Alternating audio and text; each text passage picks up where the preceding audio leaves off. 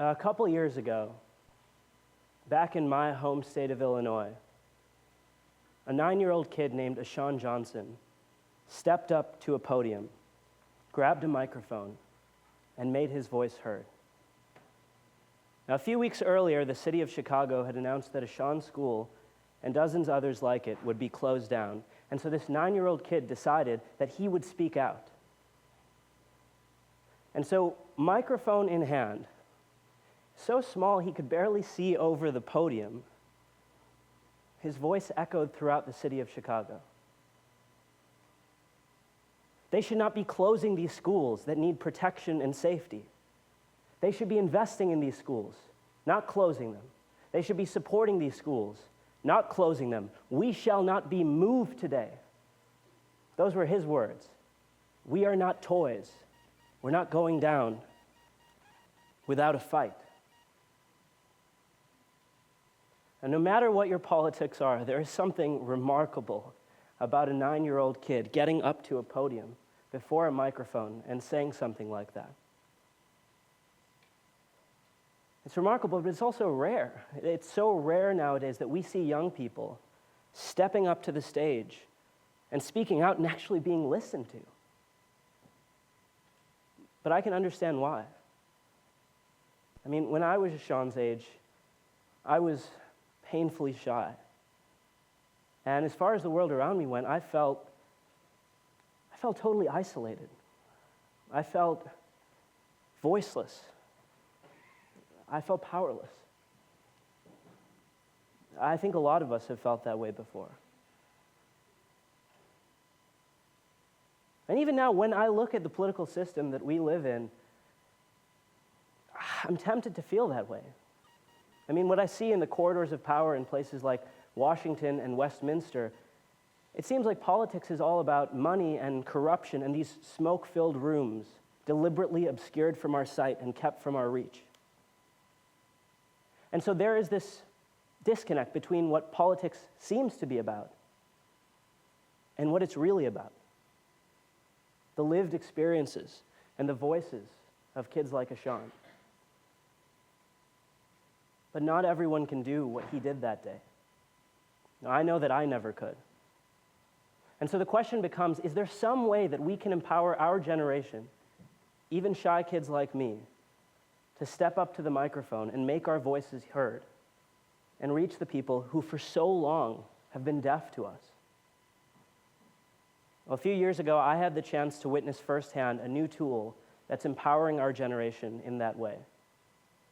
In the 2012 U.S. presidential election, I worked on the Obama campaign, and my job was to run the national youth outreach online.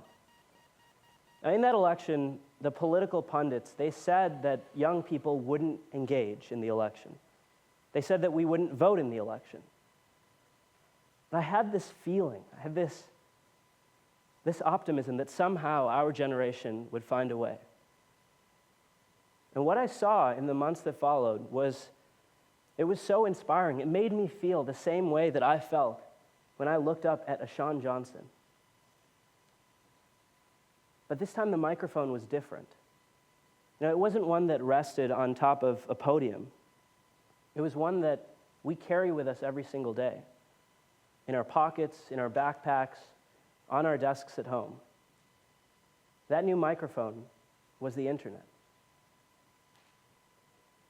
I learned during that campaign that this new political microphone, it works in two big ways. First, broadly, social media is dominated by young voices. And politicians who want to communicate with us, they need to do so, and they need to engage in the online world that we've created. And secondly, on a more micro level, young people are gatekeepers for political messaging in a way that we've never been before.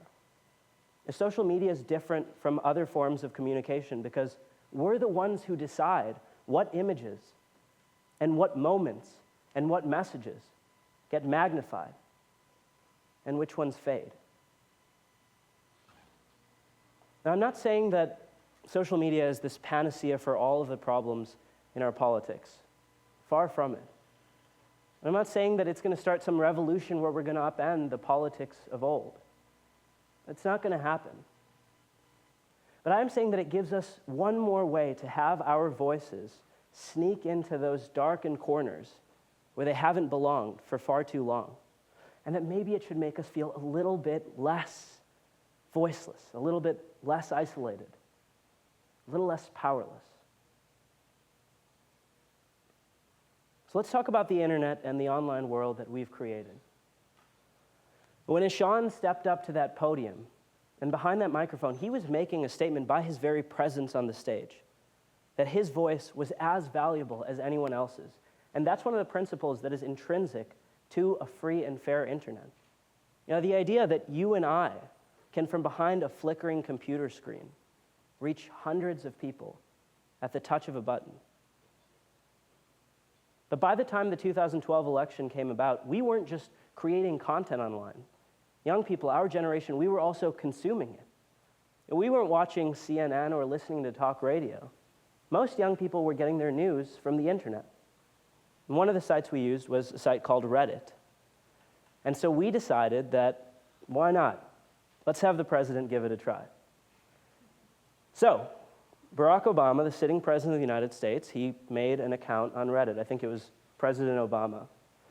And he did what hundreds of ordinary people before him had done, an Ask Me Anything, where he pledged to answer the most popular questions as voted on by the Reddit community.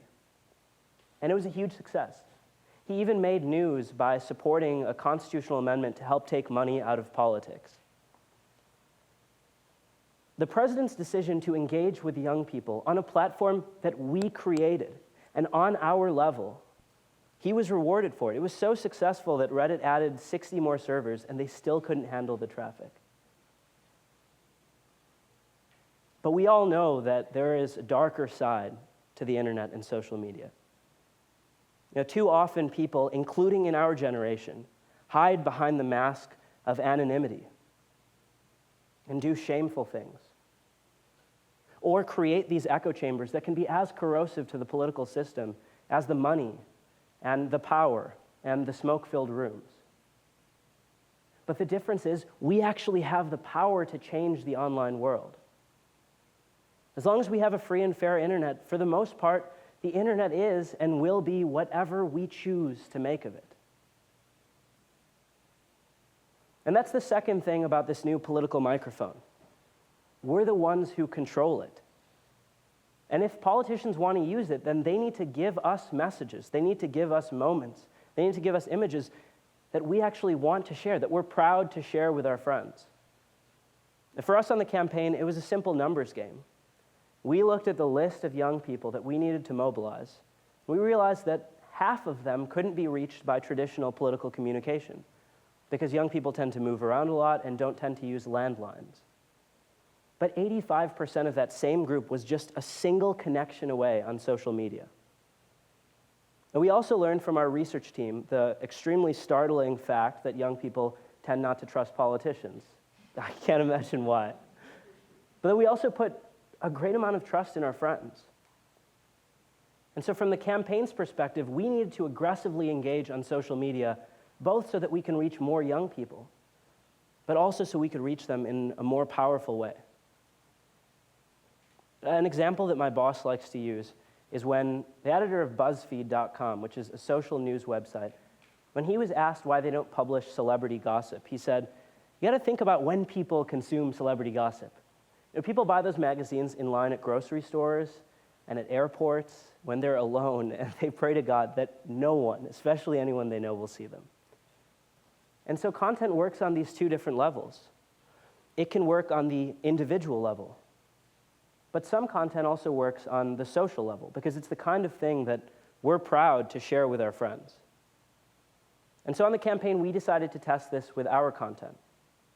We used hypothesis testing techniques. We used A/B testing to look at positive content about President Obama and negative content about his challenger.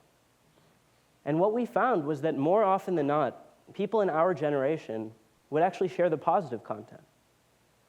And so even if traditionally the negative content, it's worked on the individual level, in mailers, radio advertisements, and television, where you have no choice but to consume it. It might not work as well on the social level, because we don't want to project this negative image of ourselves. But the positive content worked on both levels. Our supporters were passionate about it and also proud to share it with their friends. The campaigns are using these kinds of analytical techniques every single day to decide what kind of political discourse we're going to have. And that puts you and I, it puts our generation at the epicenter of this fast, powerful, and responsive feedback loop, the likes of which we've never seen in politics before. And that means that we have a real responsibility. We have a responsibility to give our representatives the kind of feedback that reflects the voices that have been silenced and that are being silenced.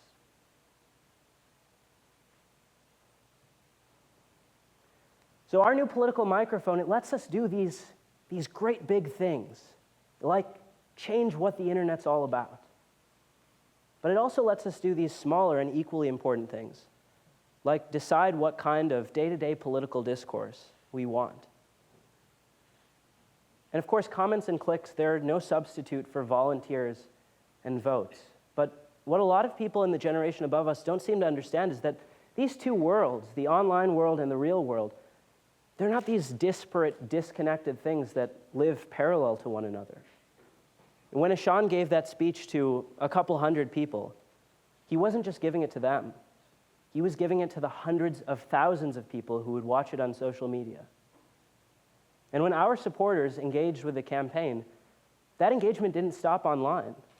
It led to 1.5 very real million voter registrations, and it led to a higher youth voter turnout than in the previous election, which also happened in this country not so long ago. And so what that means is that these worlds are inextricably linked to one another, that they're connected somehow, and that we have control on both ends. Which means that we shouldn't feel so voiceless anymore.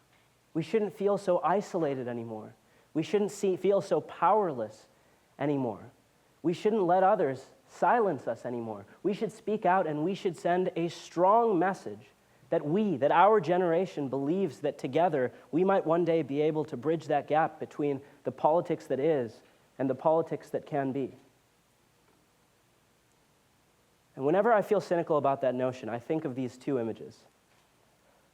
I think about Ashan Johnson standing behind that podium, holding onto that microphone. And I think about the hundreds, the thousands of people who told him that he could change the future of politics. And I think about an example from my own life. The day after the election, at campaign headquarters, when President Obama came, cried in front of us, hugged every single one of us. I was 20 years old at the time. Everyone in that office was in their 20s and 30s. And he told us that that our generation, that you and I, that millions of voices across the world, that maybe one day we could change politics too. Thank you.